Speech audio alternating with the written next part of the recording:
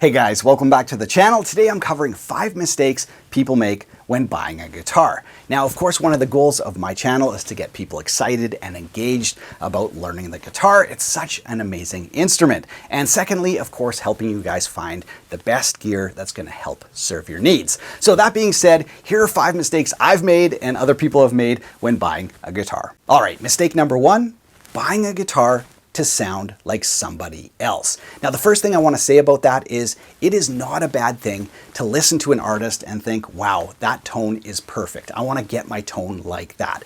Listening to a bunch of different genres, a bunch of different styles, and kind of honing in on whose tone you like. I think that's a really, really good thing, and it helps all of us sort of, recognize what tones we want to have. So that's the first thing I want to say is listening and wanting to sound like somebody is a good thing. Now, why do I think buying a guitar for that reason is a bad thing? That's because it's not gonna get you there. And if people have expectations of, oh, if I just buy this person's signature guitar, or if I buy that American-made guitar that player plays, or that high-end Japanese guitar, that means I'm gonna sound like them. Those expectations can lead to disappointment. So every player, it starts with their hands, the way they attack the strings, the way they, have their articulation, their vibrato, and of course, how that all comes together with their unique phrasing and all that stuff. That's what makes a player sound like a player. And secondly, all the pedals, the amps, and when they're putting out an album, all the studio magic and all the post-processing can really change a person's tone. So just buying a guitar, probably not gonna get you there. A few years back, I bought B.B. King's signature model, Lucille. It was the Epiphone version, perfect guitar, half price, so I snapped it up, brought it home, played it. Did I sound like B.B. King?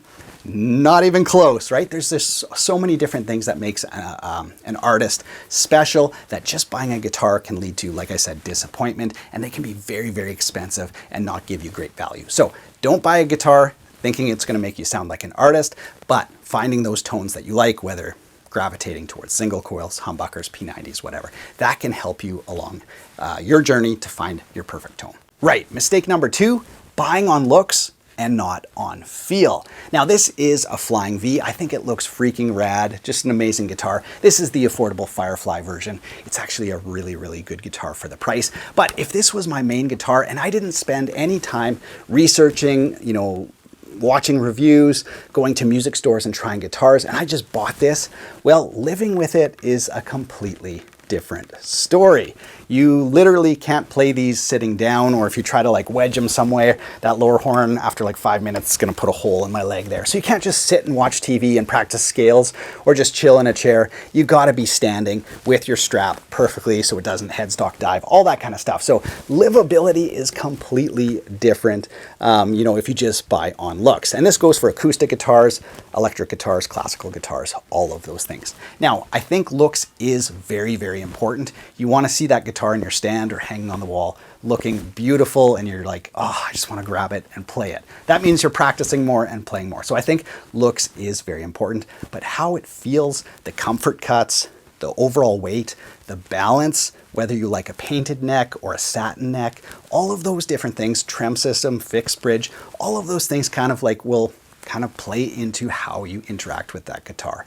So I think, ergonomics is king. That's really what I want to get across here. How it plays, how it feels is so important. Looks, very important, but if you're just buying looks, you might end up with something like this, or even a 9-pound Les Paul or a 10-pound Les Paul that you just thought looked gorgeous, but living with it day to day is, less than ideal. So definitely consider ergonomics, playability, all of those things over looks. Mistake number 3, overpaying for a guitar. This one's pretty tricky, and I really sympathize with people. I've been there myself. If you're not sure what kind of guitar to get, defaulting to the main brands is really understandable, and that's why all these companies really work on their brand recognition, signing artists to use their guitars and all that kind of stuff, so that people feel comfortable buying their guitars. But most of the time, you end up overpaying. Can you get, a guitar with more features, with a better price, and with better build quality than those big brands?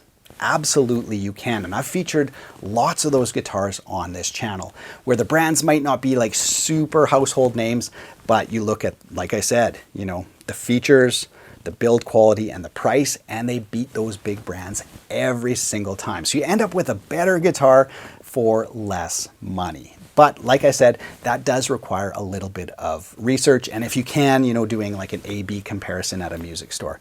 I mean, when I was first learning, I bought a Samick guitar. I don't know if you guys remember that brand.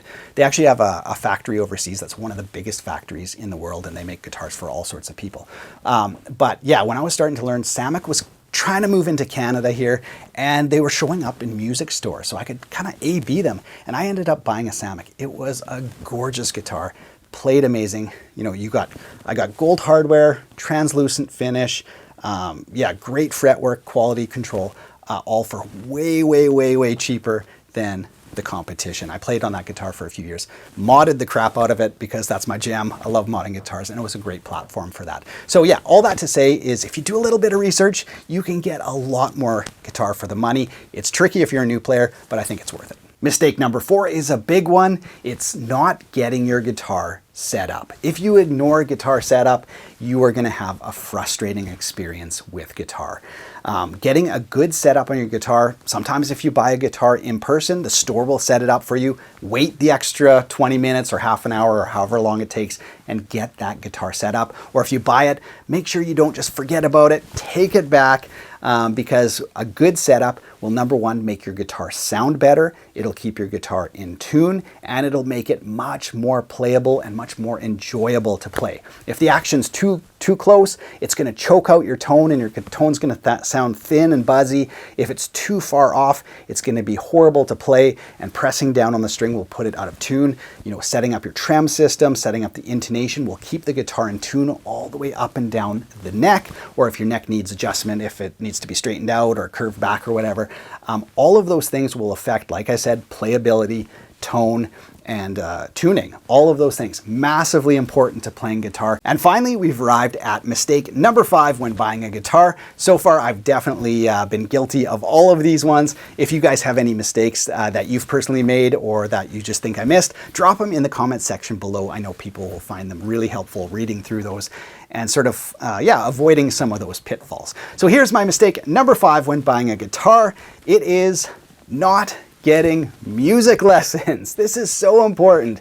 It's just like, education or school or sports. You need that teacher, you need that coach kind of giving you the next step, pushing you to go a little bit further, building upon what has gone before. A great music teacher will do this as well, giving you tangible steps each week to work on, and then building upon those and just developing you as a musician. That's so important.